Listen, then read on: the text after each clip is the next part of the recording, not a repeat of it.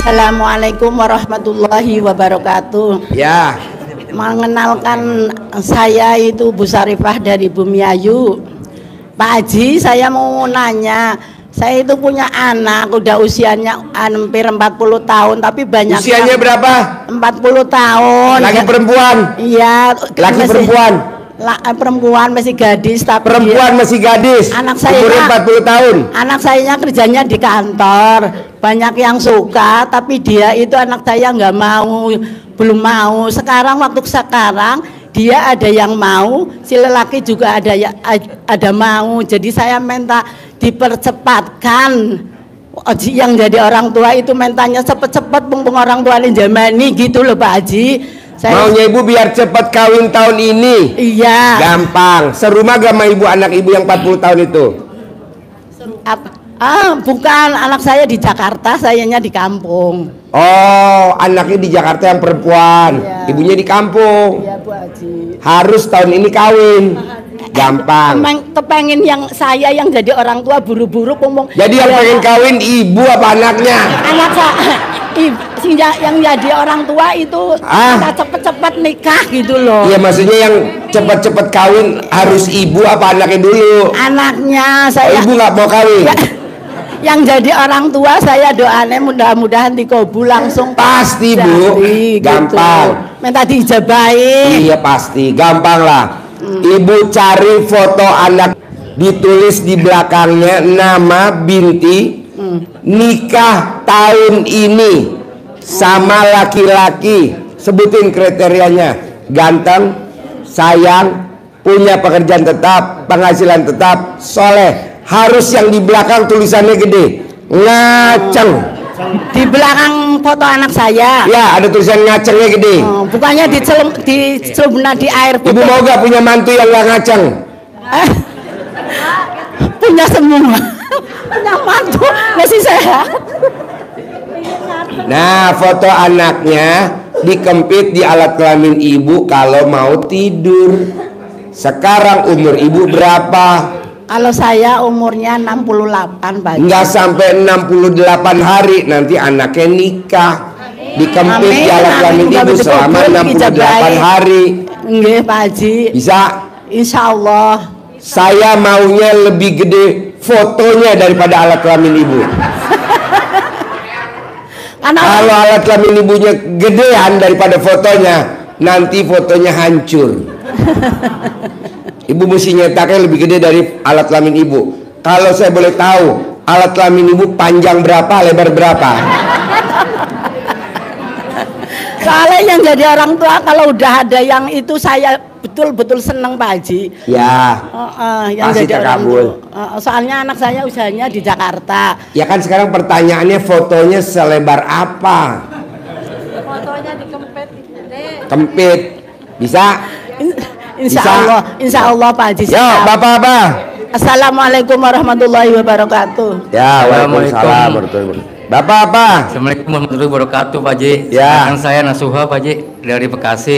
Pertanyaan apa Yang saya tanyakan, saya dagang bangkrut Pak Haji.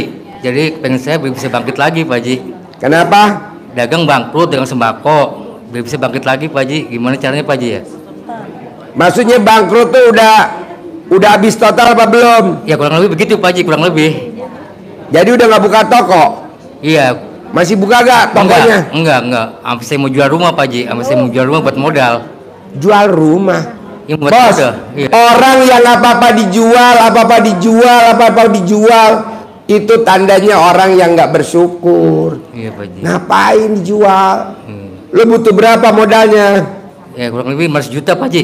Hah? 500 juta. 500 juta? Iya Pak Haji. Kenapa lo nggak praktekin ilmu RDI dulu? Bangun jam 00, senyum, mandi pagi, tahajud, baca Quran, itu aja dulu. Rumahnya jangan dijual. Iya Pak Haji ya. Gue nggak setuju rumah dijual. Iya Pak Haji. Haji Marco 7 bulan cair, Roni 7 bulan cair, Mbak Lisa, Mas Abi 3 bulan cair 200 miliar. Mau lo jual rumah? Janganlah. Iya Pak Haji ya. Jangan, praktekin dulu itu. Nanti kalau ada yang terkabul 1, 2, 3 baru lo privat gitu, itu dulu dipraktekin. Ya bangun jam 00 Pak Haji ya. Ya iya dong. Ya, bisa. Bisa Pak Haji. Yo. Ya, makasih Pak Haji. Ya, jangan jual rumah.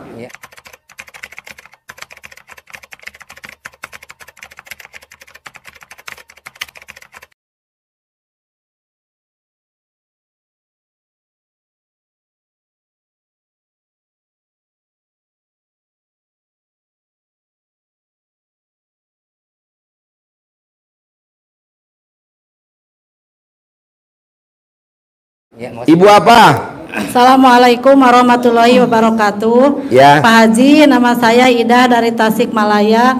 Ya. Saya udah 2 kali sama sekarang ketemu sama Pak Haji.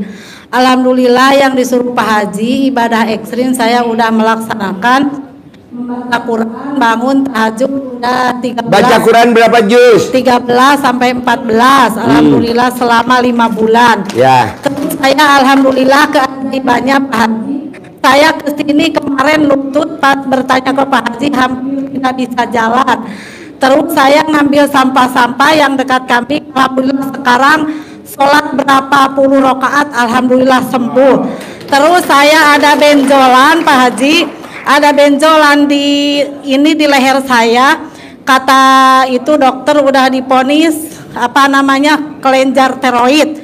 Alhamdulillah saya terus mandi selama 5 bulan Pak Haji. Sekarang alhamdulillah udah sembuh lutut sama tiroidnya. Itu melaksanakan saya ngaji sama bangun malam. Terus Pak Haji kemarin saya pas lebaran melaksanakan ilmu Pak Haji culak colek itu alhamdulillah yang salaman sama saudara-saudara alhamdulillah pada ngasih uang. Walaupun 150 alhamdulillah. Jadi saya lebaran itu Pak Haji dapat uang bekal dari saudara-saudara hasil colak-colek itu alhamdulillah. Cuman ini pertanyaan saya Pak Haji kan Dapat saya duit berapa totalnya hasil colak-colek? lebih dari 1 juta Pak Haji. Bisa nggak kalau saya beli alat kelamin kamu 1 juta? Oh nggak bisa. Biar bapak-bapak di sini yang hadir bisa colek-colek gratis. Ya. Alhamdulillah itu Pak Haji. Cuman saya yang bertanya ke Pak Haji, sekarang saya punya usaha di Jogja buka goreng kerupuk. Tapi itu usaha saya udah 3 tahun masih jalan di tempat Pak Haji. Gimana caranya pingin saya kaya ya raya tajir melintir Pak Haji? Ya udah lo colek aja alat kelamin lo selalu di mulut sambil ngucap hajat. Bisa? Ya, bisa. Sedekah Pasti subuh, sedekah subuh lo dinaikin. Belum Jumat sedekah subuhnya Pak Haji, belum istiqomah saya kalau sedekah subuh belum. Bu, dahsyatnya sedekah subuh. Nih dengerin nih, Pak Kiai ceritain dahsyatnya sedekah subuh. Iya. Masya Allah. Jadi kenapa kita disarankan sedekah subuh? Jadi saya punya sahabat almarhum ya Syali Jaber Ibu. Syali Jaber itu almarhum itu menikah 8 tahun tidak punya anak Pak. Iya. Dan divonis dokter istrinya tuh bed rest. Jadi keguguran. Jadi singkat cerita Syali cerita karena pernah semobil sama saya ngobrol. Dia pulanglah ke Madinah ngobrol sama bapaknya.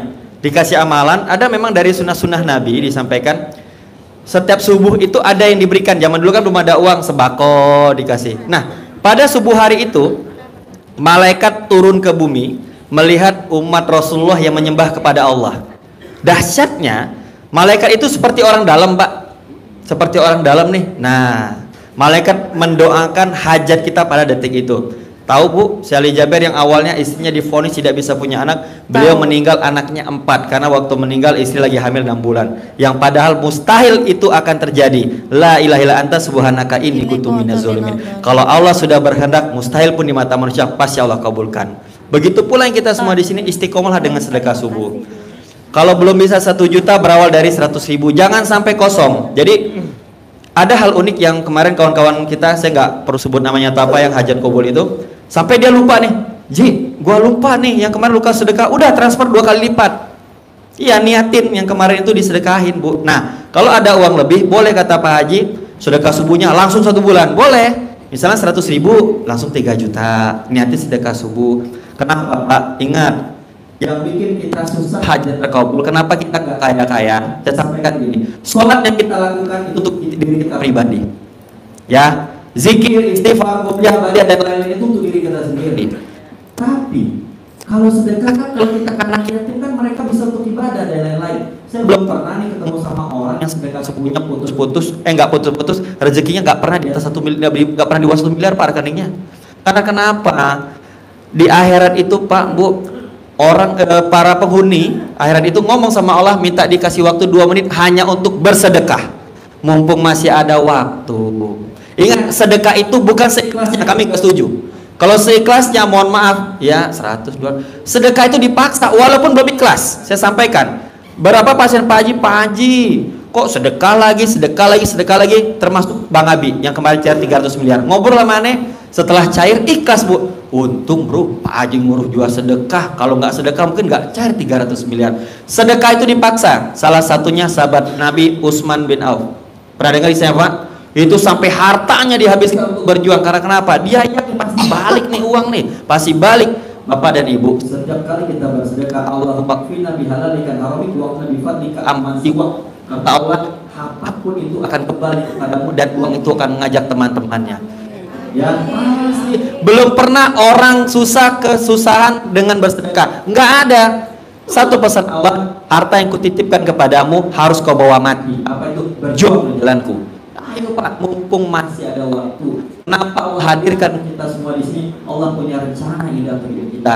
Nah, untuk yang mungkin kan ini biar tidak negatif pandangannya, Pak Haji kan sering tuh di grup, kalau nggak punya 10 juta nggak bisa privat. Bisa. Cuman kan kita ini kalau hajatnya masih ringan-ringan Pak. Kemarin ada yang nemuin saya tuh, pakai cuma ada 1 juta, belum bisa privat. Udah sedekah Jumat, berkah aja, sedekah potong sapi. Kok banyak Bu. Bapak kalau yang uangnya masih ya kita ngerti lah kan ekonomi atau apa, kejar sedekah potong sapi, Masya Allah luar biasa, minimal 1 juta setiap Jumat kita potong sapi. Ada di sini, nanti temuin Bu Ai atau apa, sedekah potong sapi siapa hari Jumat. Nah, sedekah subuhnya jangan putus, minimal 100.000. Demi Allah saya bilang Bu, sebelum 40 hari akan ada kabar baik dalam hidup kita, pasti. Janji Allah itu. Nah, untuk yang bapak-bapak, jaga sholat qobliyah ba'diyah. Jadi gini Pak, sholat fardu itu ibaratkan kita kerja di perusahaan pegawai negeri, ada gaji pokok. Yang pegawai negeri kan yang perusahaan kerja di perusahaan A nih, gaji pokoknya 5 juta. Itu sholat fardu yang 17 rakaat. Mau dapat seseran qobliyah ba'diyah. Makanya Pak Haji bilang jangan bolong sholat qobliyah ba'diyah. Kelamin boleh bolong, sholat qobliyah jangan bolong. Lama-lama nular nih sudah. Setiap hari bareng. Jangan bolong. Sholat qobliyah ba'diyah itu ibaratkan seserannya. Nah, mau nambah lagi rezekinya, lembur malam itu bangun jam 00, senyum 41 kali, mandi pakai pandan, baca Quran 12 juz. Lembur malam Pak, dan itu bonusnya lebih gede lagi dari Allah. Allah menjanjikan luar biasa 4 kebaikan dalam sholat tahajud. Nanti baca di internet tuh. Mau nambah lagi, jangan tinggalin duha. Nah, saya yang kemarin sering cair-cair itu gini. Saya habis ngebaca Quran dari matahari terbit, santai, jam 7 langsung duha. Jam 7 langsung duha aja Bu, jadi nggak usah jeda. Jam 7 habis baca Quran langsung duha. Kalau baginda Rasulullah SAW kan 8 rakaat. Kalau seburu-burunya, kalau ada kegiatan minimal 4 rakaat. Habis itu silakan aktivitas. Demi Allah saya bilang Bapak dan Ibu, bisa menjaga itu minimal 40 hari. Saya sudah buktiin kok. Aduh, Allah akan berikan lebih daripada apa yang kita minta. Rabbana atina miladunka rahmatan wa hayyi min amrina rasyada. Kan kuberikan bahkan lebih daripada yang kau minta. Itu janji Allah. Amin. Yakin. Amin, yakin. Pak, Bu, syarat untuk qabul hajat cuma 2, bersyukur dan yakin, gak ada yang lain. Terus jangan gini loh. Kita tuh sekarang suka ngomong gini Pak Haji, orang, aduh seandainya kemarin gak gini ya, coba gak, jangan. Dilarang Pak dalam hukum agama, agama pun melarang. Kita kan sering, mungkin kalau aku kemarin tidak berhutang, mungkin gak kejadian nih. Wow, detik itu juga Pak, aduh, amalan yang kita lakukan itu hilang.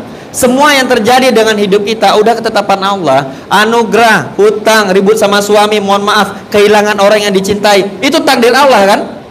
Bersyukur. Nah, apabila anugerah yang hadir dalam hidup kita membuat kita semakin dekat kepada Allah, bersyukur. Karena itulah Allah ingin kita, karena itu bukti Allah sayang sama kita. Syukurin hutang tadi. Karena kenapa? Kami di RDAI Pak Haji paling tidak setuju menyelesaikan hutang dengan jual aset. Jangan Bu. Sering kejadian gini, Bapak terlalu fokus jual rumah, kok sampai 2 tahun di rumah nggak kejual-kejual, dan usaha Bapak makin anjlok. Kenapa? Karena tujuan mindsetnya untuk jual rumah, bukan untuk meningkatkan usaha. Makanya nggak ada. Coba pikir, di rumah nggak dijual, mungkin anak istri tidak ridho. Bapak, Allah sudah titipin rezeki nih buat rumah, jangan dijual. Mindsetnya dirubah. Ya Allah, aku pernah bisa beli rumah, pasti aku bisa beli rumah lagi. Pasti engkau kasih jalan nih, bos. Satu helai daun yang jatuh pada pagi hari atas izin Allah enggak? Atas izin Allah. Nah, Allah sudah izinkan kita hari ini kumpul di sini. Allah punya rencana indah, nikmatin itu, syukurin. Demi Allah saya katakan, habis sholat tahajud berjamaah, hijab kita sama anak yatim, besok dapat berita indah kita semua. Pasti. Amin. Pasti, bos. Yakin. Modal tuh cuman yakin, Bu. Demi Allah saya katakan, saya bisa sampai hari ini pun karena cuman modal yakin aja. Nggak ada yang lain, Bu. Ibaratkan ini ada jurang jaraknya 1 meter. Kan ada 3 cara kita melompati jurang. Yang pertama, ragu nih. Ini kayaknya berat nih. Masuk nih kayaknya. Lompat lah, pasti masuk. Nggak ada kekuatan. Yang kedua, 50-50. Antara yakin dengan kagak nih. Maju sampai tapi kakinya kebentur, akhirnya robek. Yang ketiga yang dahsyat, Bu. Ya Allah, jangankan 1 meter, 10 meter pun kalau kau izinkan pasti aku sampai. Begitu juga kata Allah, Bu. Kecil 1 miliar itu, kau bersyukur dulu 1 miliar tadi aku berikan agar kau taat kepadaku. Bapak mungkin kau nggak ada kasih utang, nggak mau tahajud hari ini. Ibu kalau nggak ada masalah dengan polisi dilaporkan, mungkin nggak datang ke RDAY. Pak, Bu, ini salah satu petunjuk dari Allah. Kenapa kita harus hadir itu? Jangan fokus dengan hajatnya. Allah ingin kita bersyukur dulu.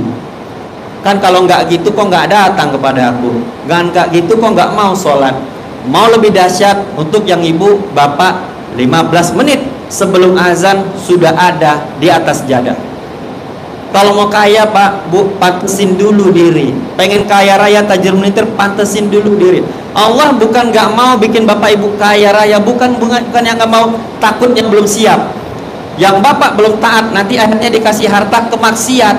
Ibu takutnya nanti ria, belum pantas. Akhirnya kenapa? Punya harta tidak barokah, ujungnya nambah masalah. Bapak punya mobil aja sampai hari ini berapa kali ke masjid? Ya, pantesin diri, Bu. 15 menit sebelum azan, Pak, sudah ada di masjid. Bisa? Harus bisa. Contoh nih, besok kita diundang Pak Gubernur Jawa Barat jam 12, jam 11 standby nggak kita nunggu di kantor gubernur? Bener kan? Ya. Bu, Mbak, yang kita temuin ini manusia yang belum tentu kasih kita rezeki. Allah sudah jelas besok ngasih kita rezeki, tapi kita datang bukan tepat waktu. Wajar hidup Bapak Ibu susah sampai hari ini. Wajar kan? Karena kita belum pantas. Mulai hari ini pantesin diri. 15 menit, 5 menit pokoknya sebelum azan sholat tahiyatul masjid buat yang laki-laki. Sambil istighfar, astagfirullahaladzim, astagfirullahaladzim. Lakuin, Pak. Barang siapa yang bisa menjaga 40 hari sholat berjamaah, itu bukan cuma dunia, Pak, sorga sudah pasti di tangan, kata Allah. Dipastikan, bos. Bapak ingat, barang siapa yang sholat subuh berjamaah meninggal pada hari itu, kujamin masuk surga. Benar kan kata Allah? Barang siapa yang tidak meninggal pada hari itu, kucukupkan rezekinya sampai besok subuh. Kenapa sampai detik ini Bapak nggak juga sholat subuh berjamaah? Ngaca, tanya sama diri sendiri. Wajar hidup kita tidak berubah karena sholat kita suka telat. Makanya hajat kita lemot. Disuruh sholat asar jam 3:15, Bapak sholat jam 5:30, mau dekat azan maghrib baru sholat.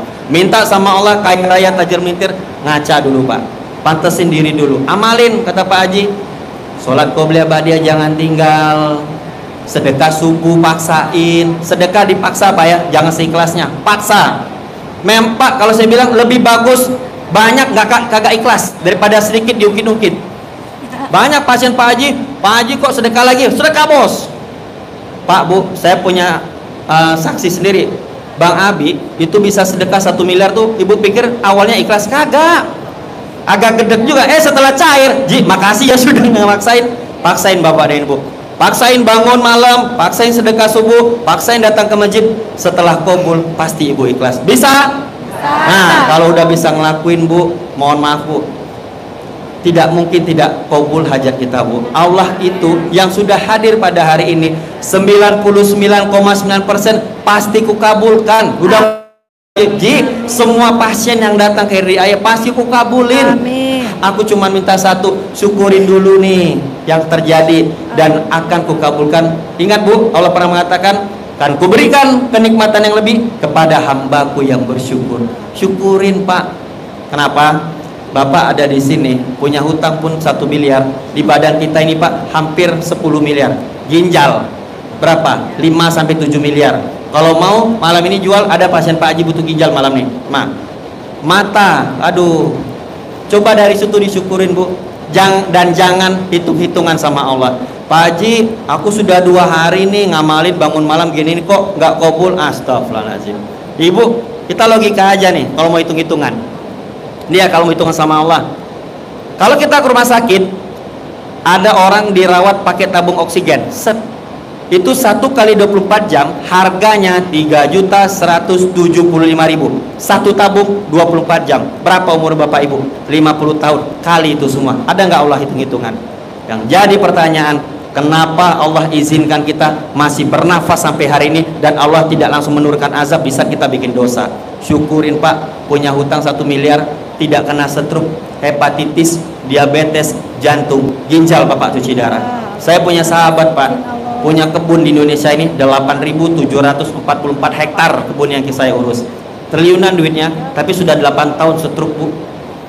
Ya, anaknya kemarin dapat kabar, ya mohon maaf bukan saya buka aib, ketangkap narkoba, istrinya nikah sama sopirnya. Kira-kira nikmat nggak hidup kayak gitu Pak? Punya kebun 8.000 hektar tapi dikasih cuci darah sudah 8 tahun. Setiap malam Bu ngecat saya, Pak Kiai kalau ijab sama anak yatim doainlah, sampein sama Allah, nggak sanggup lagi aku hidup, cabutlah lagi nyawa ini. Gila nggak sanggup Pak, bersyukurlah Pak. Kira-kira itu dosa apa sih? Saya tahu banget Pak, teman saya itu, bukan saya buka aib, disibukkan dengan urusan dunia, pergi petang tunggang langgang sampai lupa anak istri, setiap hari ngurusin duit, timbangan semua sampai puluhan miliar, tapi Allah cabutkan kenikmatan. Bersyukur, punya hutang 1 miliar, akal sehat, pikiran sehat, anak sehat, badan sehat, itu rezeki paling mahal. Pak, kalau Bapak pulang ke rumah melihat anak sehat, itu rezeki paling mahal bos. Istri nggak macam-macam, nggak neko-neko. Ibu lihat Bu, rumah sakit Fatmawati ada anak kecil kebocor jantung, aduh, kena kanker otak, astagfirullahaladzim, kena kanker darah. Coba itu dulu yang disyukurin Pak. Ya Allah, alhamdulillah Engkau bikin anakku sehat, Kau bikin badanku sehat, Kau izinkan aku bernafas, dan hari ini aku jumpa dengan Pak Haji Dwi. Pasti hajat aku kabul, pasti Kau mudahkan, pasti besok utang lunas gitu bos. Amin, amin. Ya kadang kita sibuk mengejar apa yang belum didapat, tapi lupa mensyukuri apa yang Allah titipkan dengan kita pada hari. Bersyukurlah itu semua Bu, Pak. Allah itu sayang sama kita, Allah pengen kita pulang dalam keadaan terbaik. Kita jangan ego. Saya lihat kita nih ego Pak, kepengen punya motor yang terbaik, pengen punya rumah yang terbaik, pengen dapat pasangan yang terbaik, tapi lalai bagaimana cara mati yang baik. Coba pikirkan, kalau besok mati apa yang mau dibawa? Cukup nggak amalan kita Pak? Astagfirullahaladzim, jauh banget Pak. Ya pasti bisa Pak, demi Allah Pak, ini sudah menjadi peluang nih. Kenapa kita harus datang ke RDAY? Allah punya rencana indah untuk hidup kita. Amin. Ucapin yang baik-baik ya Bu, pasti. Melihat yang buruk pasti kumpul. Demi Allah saya bilang, yang kumpul pada malam ini dan yang nonton YouTube RDAY, demi Allah besok pasti Allah kabulkan hajat kita semua. Amin. Allah cuma minta satu, yakin sama aku. Amin. Yakin, pasti kabul. Yakin. Pasti Bu ya. Amin. Amin. Yo, oke. Silakan Pak Haji, tepuk tangan buat kita semua.